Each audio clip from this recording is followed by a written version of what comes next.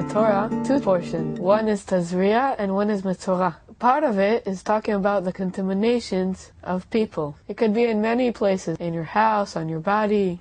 Dad, why does it happen to a person? They told us, the great rabbis, that it's a result which we call evil gossip or lashon hara. It can go in many different ways, but one of the ways it's called like a punishment. Punishment meaning a result of something bad that the person did, and it's a result of that he has an affliction.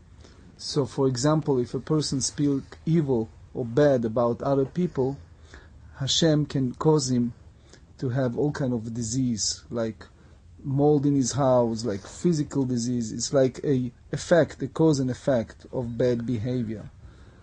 You know that our words, it's like electricity. Meaning, in electricity, if you have, now it's a summertime and you can have a air conditioning, and it's very helpful and good and enhance your life. But can you imagine if you use the electricity in a wrong way? It can be not only hazard, it can kill you. Well, words have the same power. Words can build you and can destroy you. So when the words, it's the proper words that we use, the guarding our tongue properly, then it's a positive outcome. But if a person does not guard his tongue and is speaking badly, then as a result, he creates for himself a sorrow. Now, the worst thing that happened to a person, it starts with himself. If he has a bad image of himself and he talks badly about himself, then it's very hard to create an atmosphere of positive thoughts, everybody think negative about that person. But then it can go with the evil gossip against other people. So the Torah tells us, don't be surprised when you have all these afflictions. It can be a house, can be a physical crisis. It's a result which we call contamination, which originally started with the evil gossip, using the language inappropriately. So I don't understand, what is the connection between evil gossip and contamination of a person? Well, it's all a cause and effect. Imagine a person have the gift, for example, a house. God granted a person a beautiful home. It's a gift. Not everyone has a beautiful home.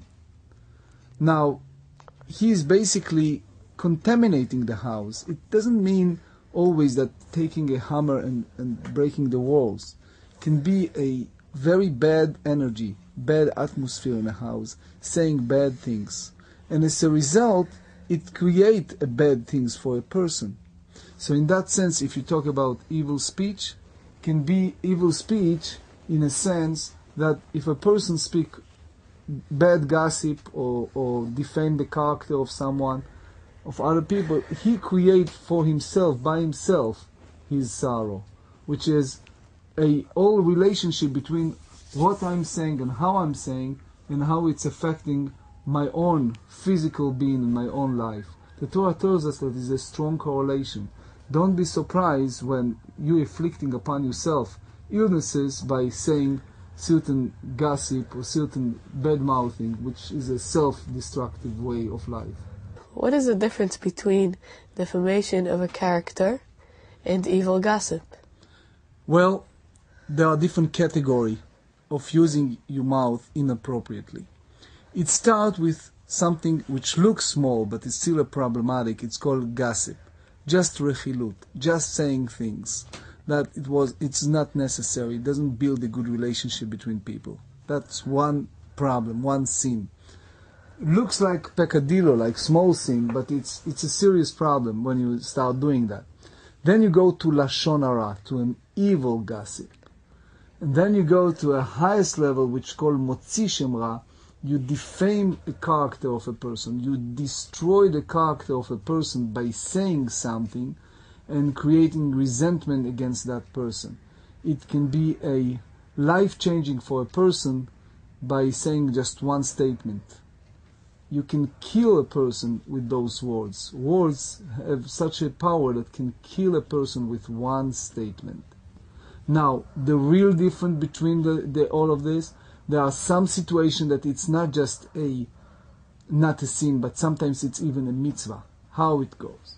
So trace a scenario. Let's say someone has a business. He has a grocery store or has a business. And that person is about to hire someone. Now, you know that person is not really honest person. It's a mitzvah to go and tell him. Because otherwise, the same way that you were cheated, or other people were cheated, he can be cheated. So, you have to say it. Another good example. Imagine that it's a shidduch, that it's a situation that you are a matchmaker, or you're a friend of someone, and you know that girl is dating with a boy who cannot have children, or who is a diabetic, or who has a very serious diseases. And by keeping it to yourself, you're basically trapping those people. And we are commanded in the Torah not to step any block in the front of blind person, which means if you know that this person is about to spend the rest of their life with this potential spouse who unfortunately have a different plan, you have to step in and tell the truth in order to save the other person's future, as painful as it is. And it's not considering a lashon hara, an evil gossip or defamation of character. For sure you have to know how to say it properly to cause the minimum damage. But there is a very fine definition between using our powerful speech for good versus for bad. Usually the big problem we have is using our power of speech inappropriately. But sometimes we are granted with the power of speech to do good for other people, and sometimes by informing them, we are doing a great mitzvah by saving them for future crisis. So it's always a fine line when and how. But the Torah warns us in a general term, the moment we're using that inappropriately, we're not just causing damage to other people. First and foremost, we're causing damage to ourselves, to our own life, to our own personal future.